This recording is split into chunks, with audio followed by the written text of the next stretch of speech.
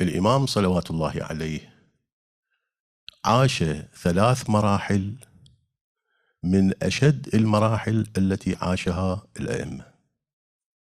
ظروف قاسية شديدة كما سيتضح من الشواهد التي نذكرها. كل حياته أحداث ومواقف واحتدام.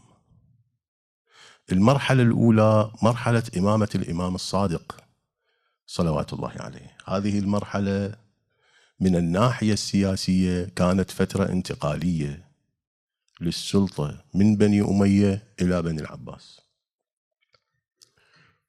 في هذه الفترة بنو أمية انشغلوا بأنفسهم بتخليص أنفسهم من سيف بني العباس، وبنو العباس انشغلوا في توطيد الأمور إليهم، فاشتغل الجبابرة بعضهم ببعض، وهذه أعطت فرصة إلى الإمام الصادق صلوات الله عليه أن ينفك من مراقبات السلاطين ومن ضغوط السلاطين، فنشر العلم والفقه والمعارف الدينية، وتخرج على يديه الآلاف من التلاميذ.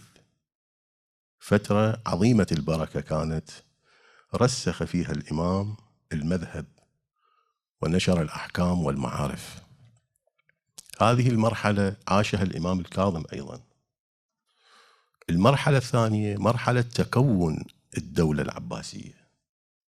بعد أن استتبت الأمور أخذت الدولة بالتوسع، وأكثر ما توسعت فيه في عهد هارون العباسي، اللي يعتبره المؤرخون أن هذا العصر هو أقوى عصور بني العباس. الدولة اتسعت في أرجاء الأرض وتجبى إليها الأموال من كل جهة، ولا توجد دولة في مقابل دولة بني العباس يمكن أن تنافس هذه الدولة. دولة اتسعت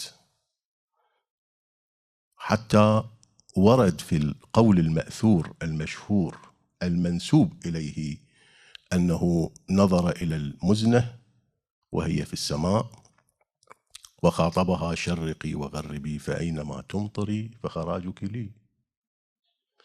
دولة اتسعت وظهر زهوها وجبروتها. هاي المرحلة أيضا عاصرها الإمام الكاظم عليه السلام. المرحلة الثالثة مرحلة إبقاء الدولة، الاستمرار على الدولة لكي لا تنهزم أو تخرج جهات ممكن تحارب الدولة وتطيح بها. في هذه المرحلة السلاطين يبدأون بتمهيد الأمور لهم ولأبنائهم من بعدهم، توطيد أسباب الملك والحكم.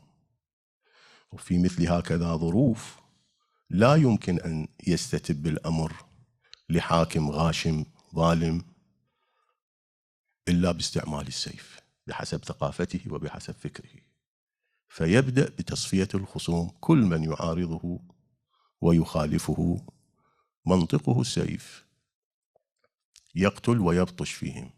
وأشد البطش نزل على الإمام الكاظم عليه السلام وشيعته، لأنهم كانوا يعلمون بوجدانهم بأن الإمامة والسلطة والخلافة الحقيقية هي لأهل البيت، وأنهم مجموعة من الغصبة غصبوا هذه السلطة منهم وعزلوهم عن السلطان.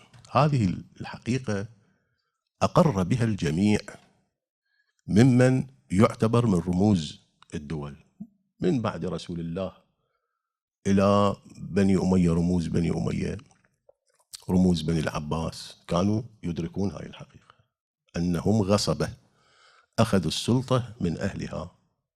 هم سلطانهم سلطان الدنيا، يعرفون هذه الحقيقة.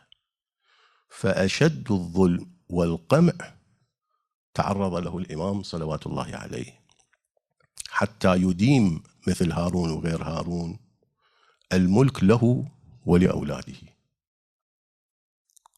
لماذا هكذا؟ لأنه دولة حينما تظهر قوتها وجبروتها وزهوها لا تتحمل المخالفين. المعارضين الذين يمكن أن يشكلوا خطرا عليه. فالإمام الكاظم صلوات الله عليه عاش هذه المراحل الثلاثة. هو باعتبار أهل اللغة والتاريخ يوصف بأنه مخضرم، لأنه عاش عهدين، عاش العهد الأموي بقساوته وشدته، وعاش الحكم العباسي بنفاقه ودجله كما سيتضح بعد قليل. عاش كلا المرحلتين.